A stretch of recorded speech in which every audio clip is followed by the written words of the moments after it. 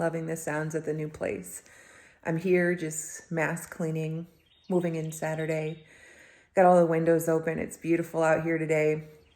I found this little chair on Marketplace for like $30, and that's all that's in here. It's perfect. Just did the floors and the windows.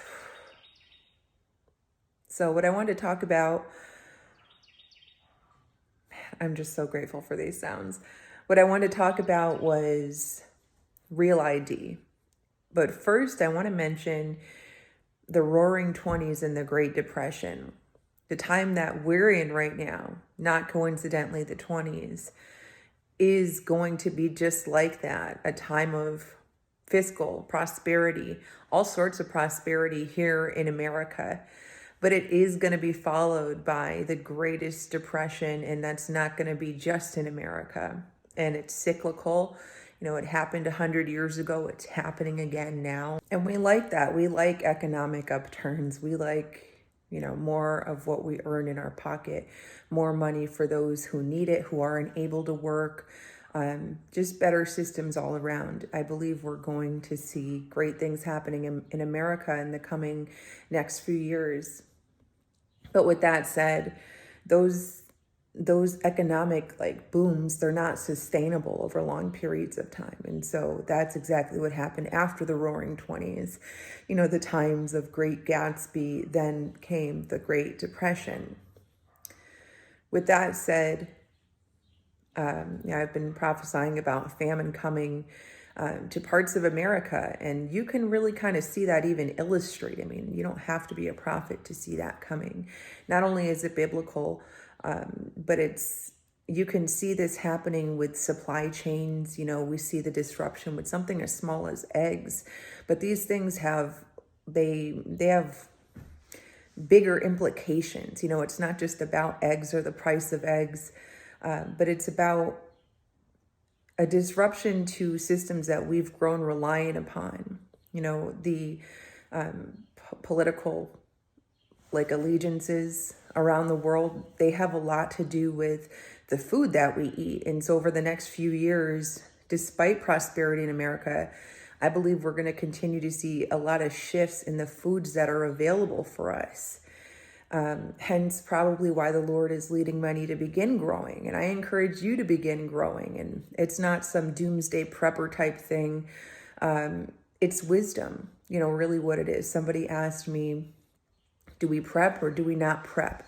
Do we wait for manna from heaven? Well, we need to be wise. You know what I mean? I've definitely learned the hard way about being wise and not being over spiritual on this walk. God will always provide for what we need, but if you have the ability to do more, do what you can do, because really it's not just about us. We want to prepare even for our neighborhoods and our children and our families and so forth. What I also wanted to speak on was real ID, which we've heard a lot over almost the past 10 years now, if you're in America, but this is also happening in other countries. China's already established such a system. And it's not just a national ID card, but it's actually a national database, which is going to make way for a worldwide database. The real ID card, ideally, what they're going to do, ideally for them, is connected to our phones. So just like when you had the COVID passports and this and that, you're going to need a real ID eventually to do lots of things, even to buy or sell. Yes, that is an early, the real ID is an early, how do you say, what is it called? Type and shadow of the mark of the beast. And what's happening with this real ID system is the beginnings of the actual physical implementations of the Antichrist beast system. So for everyone that says the mark of the beast is here, or the beast system's here, or the Antichrist is here, none of these things are here yet. We're all going to see ourselves when these things are actually here. So some states are complying, some states are not. There's websites like Refuse Real ID where, real people are getting behind, just getting in charge of hitting up policymakers and different politicians to try to get this thing stopped, basically. But, it's not going to be stopped. Like I am all for a good fight for sure, but in the bigger grand scheme of things, this has to happen. The beast system has to come together. And so you can kind of read the writing on the wall when it comes to Real ID. They have to find a way to link us as citizens of every country to a system. And eventually the national systems will get converted to an international system, one world order. It's a beast system. And it's all about control, So why is it all about control? Why do they care what you're buying or what you're selling or, where you travel or what car you can buy? I mean, it's going to affect everything. But why does it matter? It's about control, but why? It comes down to the Antichrist himself, because by the time he takes power, everyone is going to be connected.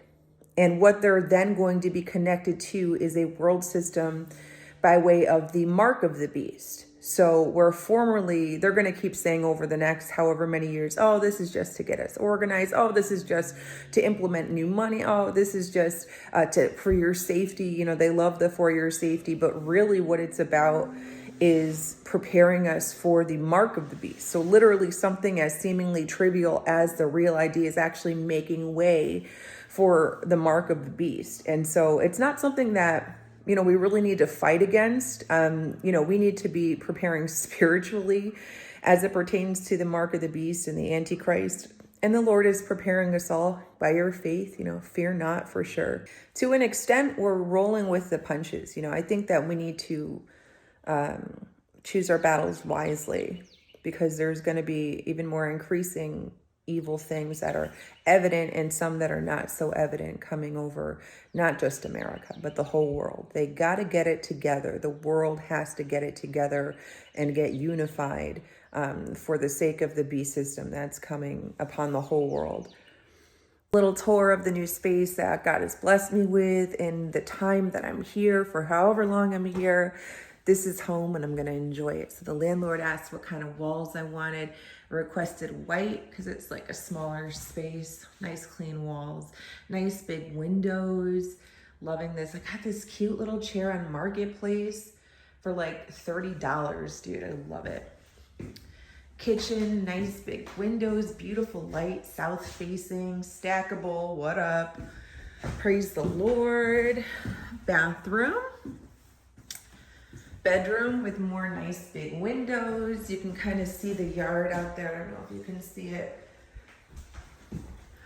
Office, more beautiful windows. Oh, I forgot to clean. I was cleaning windows and I forgot that one. Yeah, so paint that white. Nice clean white walls. So yeah, that's where we're at. Moving in here Saturday. Got like 20 seedlings getting ready to sprout so I can put them in the land out back. I think it's gonna be nice here for a couple of weeks, but then it's gonna get freezing again. So probably first week of April. I'm really excited about that. But I've got like 20 little seedlings getting ready to grow at the Airbnb. And I'm just doing it old fashioned. I figure people have been growing stuff for millennia, and growing for me has always been just like basic, using what I had and not like spending hundreds on all this stuff. Maybe one day, but for now, we're just going to do it God's method, sunshine and water. So yeah, all is well in the neighborhood.